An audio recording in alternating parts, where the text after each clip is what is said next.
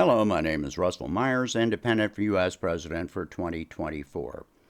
So, Vice President, presidential candidate Kamala Harris has announced that she is going to engage in a fight against price gouging. Okay, this is exactly what I mean when I refer to talking points.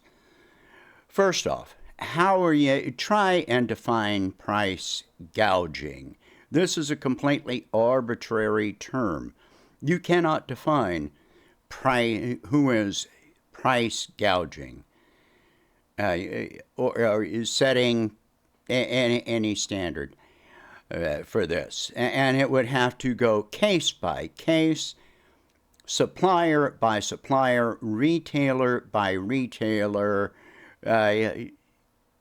from large corporations all the way down to small, locally owned independent businesses. Who determines what is price gouging?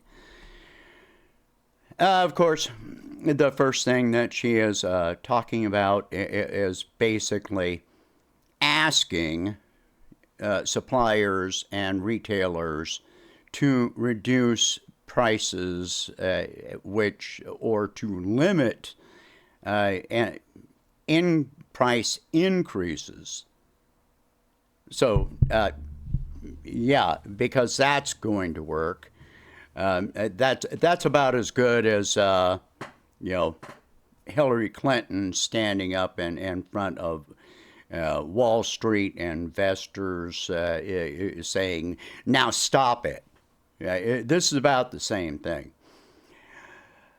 Okay, so let's say that this advances to price caps.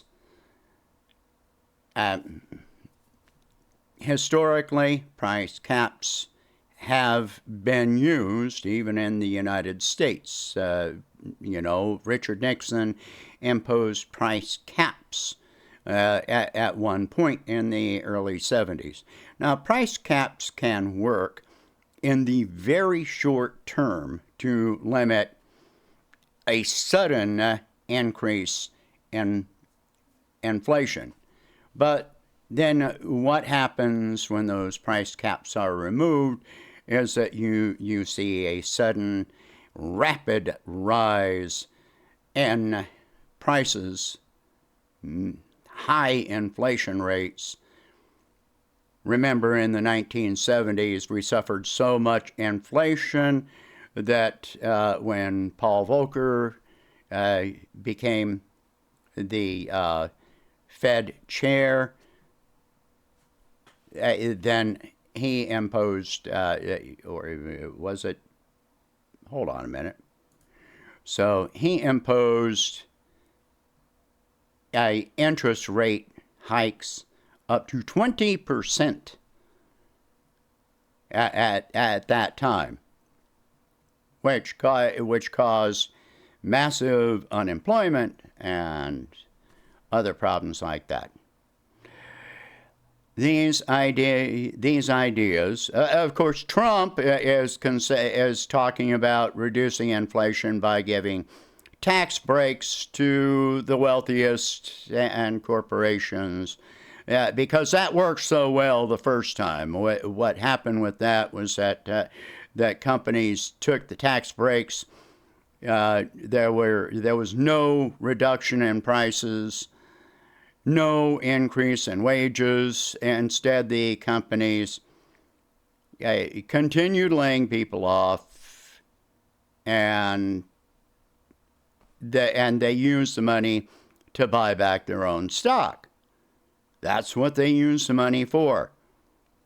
And by 2019, consumer spending had declined so much that we saw over 9,600 retail closures in that year, and we saw banks begin struggling and on the verge of failing, resulting in the repo market bailout.